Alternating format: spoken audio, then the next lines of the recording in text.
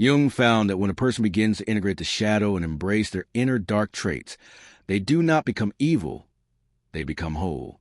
This wholeness is not a moral decline, but the most compassionate acceptance of every soul fragment that one once banished.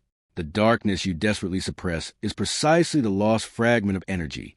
The key truth is not defect. Your inner selfishness, anger, and indifference are not personality tumors that need to be excised, but exiled fragments of the soul. This is what Jung called the shadow. Those parts of personality that your conscious self rejects, represses, or denies. They never disappeared. They were just pushed into the suggestions of the unconscious, continuously draining your life energy where you cannot see. Mechanism of formation. You learn to be a good child. From an early age you knew selfishness is shameful. Anger is not allowed. Indifference hurts others. So you locked them in the basement of your soul and covered them with a polished mask of being sensible, considerate, and eager to help. The shinier your persona, the heavier the shadow behind it. Those desires you dare not admit.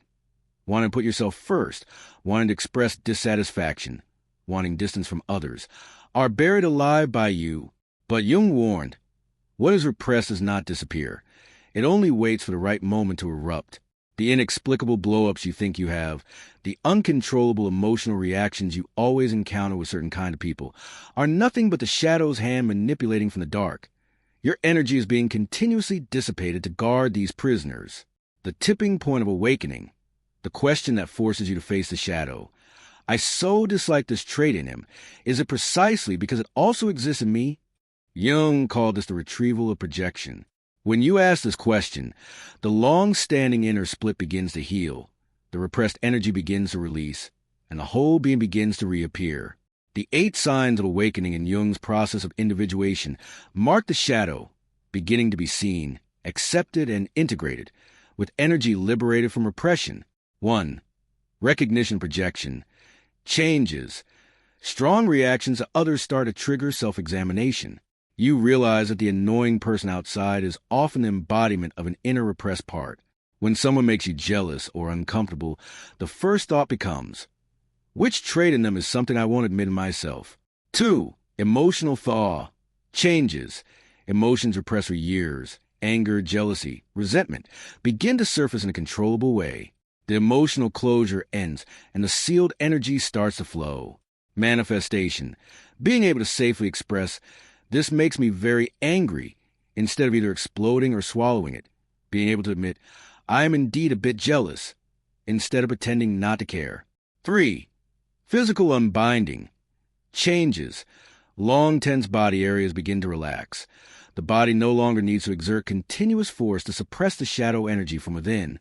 Manifestation. The stone in the shoulders and neck softens, stomach tightness eases, deep breathing becomes easier. 4. Reevaluating selfishness. Changes. Occasionally taking care of yourself no longer brings intense guilt. Repressed healthy selfishness begins to be allowed. Manifestation. Refusing a request no longer requires a long apology. Asserting your own interests no longer feels petty. Alone time to recharge is redefined as necessary rather than a waste. 5. Tempering anger. Changes. Anger is no longer a flood out of control, but a summonable force. Essence. Jung's shadow integration transforms anger from destructive energy into protective boundaries. Manifestation. Calmly saying no in the moment of being violated instead of ruminating afterward. Using anger's energy to drive change rather than destroy relationships or self-attack. 6. Wisdom of indifference. Changes. Being able to not care about certain people or things without self-blame for being too cold. Essence. Indifference returns from an emotional defect to an energy-based self-protection mechanism. Manifestation. Distinguishing my issues from others' issues, allowing others to experience their own consequences without feeling obligated to save everyone. Being able to leave draining situations calmly without carrying the moral burden of leaving someone to die. 7. The loosening of moral views. The black or white judgments start to admit gray areas. Essentially, this is an evolution from moral perfectionism to ethical integrity. You no longer easily condemn others as selfish or cold because you have recognized those traits in yourself. You begin to understand that good people can do bad things, and that bad people have light within them. 8. The arrival of a sense of wholeness. When alone, you no longer feel that something is missing. The exiled fragments of the soul return to their place, and the inner civil war stops. You no longer need to keep doing good deeds to prove you are a good person. You can simply exist in quiet without being chased by the anxiety that you should be kinder. You feel yourself become heavier, the weight of all parts coming home. The key stage is the essence of shadow integration. What is in the shadow is not evil, but the other half of your life.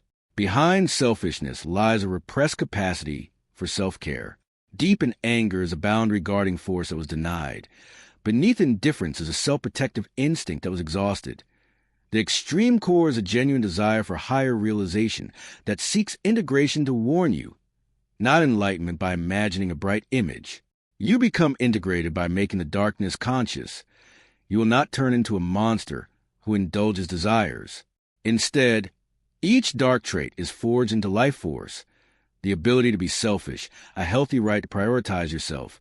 Anger becomes a clear boundary guarding power. Indifference becomes focused energy allocation. Extreme clarity of direction for action. This is a state before and after integration. The reason you become whole is that the shadow no longer lurks in the dark. Your selfishness shifts from covert calculations and hidden resentment to openly expressing needs and prioritizing self-care. Your anger moves from sudden outbursts or long-term oppression, and later regret to timely expression and boundary protection. Your indifference shifts from emotional depletion, relationship distancing, and self-denial to selective investment and energy conservation. Your jealousy moves from secret comparisons and self-denial to clear desire, transforming into motivation and upgraded capability. From projecting onto others to reclaiming your power. Projection mode. I see the selfishness I despise in you, so I harshly criticize you. Then you change, the relationship breaks, energy is drained, and I still haven't learned to take care of myself. Integration mode. I recognize my own shadow in you, and instead of social condemnation, I ask myself, which part of me is crying out through you? How do I reconcile with it and make it my strength? The new form of the shadow used to be like a dark twin locked in the basement, accumulating resentment in corners you couldn't see, occasionally breaking out and causing damage, leaving you exhausted and baffled. Now it is a family member invited to the table. Its voice is heard, its needs are respected, its power is called upon to become part of your complete personality. Metaphorically, you are no longer an angel with only one wing forever off balance, but a whole person. You have a bright side to show others, a dark side to fend off enemies, softness to love, and firmness to protect yourself. Final guidance. Become a whole person, not a perfect one. The necessary path. 1. Face repulsion. When you strongly dislike someone, ask yourself, what exactly do I hate about them? Have I ever been like that? This is the most painful lesson, and also the quickest awakening. 2. Endure misunderstanding. When you begin to integrate your shadow, people will say you've changed. You weren't like this before. Why have you become so calculating? They loved your persona, not your whole self. 3. Move through guilt. Each allowance of selfishness, each expression of anger, each acceptance of indifference will meet the flogging of old morals. This is a necessary stage reaction. 4. Systemic backlash. Social discipline will try to lure you back into repression with voices, saying you are too selfish. How can you be angry? You are too indifferent. This is a final test of shadow integration. Core beliefs. Remember these 3 sentences. 1. Your greatest power does not come from keeping only the bright side, but from allowing every part of yourself to be seen, accepted, and integrated. 2. Your highest goodwill toward others is not never being angry or never being selfish, but express a whole, authentic way of being. 3.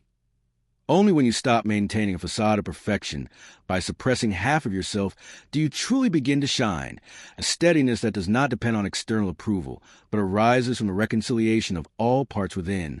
The world may call you less kind than before, more calculating, a bit cold. Translated, that usually means you're no longer available for casual use. You're starting to set boundaries. You have become whole. And that is precisely proof of your transformation. You have evolved from a split, self-consuming hypocrite into an integrated person who conserves energy and is authentic. You have become a genuine example who refuses self-division, reflecting what healthy integrity and powerful kindness look like. You are no longer a fragmented being who constantly represses, self-destructs, and erupts inexplicably. You are a whole system in which all parts are accepted and internal conflict has ceased. Now it is time for the final and most crucial transformation of the personality, the Red Book work. All of this, identifying, projecting, integrating, shadow, acceptance, selfishness, anger, indifference, becoming whole is not merely a set of psychological techniques. It is exactly the core of the individuation process Jung personally experienced and depicted in the Red Book. To talk with that dark figure, to recognize that it is yourself, is to finally walk with it. Those inexplicable aversions you feel toward others are a modern depiction of encountering the shadow in the Red Book. The anger and selfishness you integrate are the other half of the soul Jung described as needing acceptance. What you are walking is not a path to become better, but a map to the soul's return to wholeness sketched by Jung through a lifetime of practice. So stop playing the perfect role in the theater of masks and return to your own Red Book to make peace with that dark figure. Your selfishness, anger, and indifference are not moral tumors to be excised, but indispensable ink in the writing of this book of life. Embracing the shadow is not to become evil, but to gain enough strength to write, whole and true, I exist with all of me, not with half of me.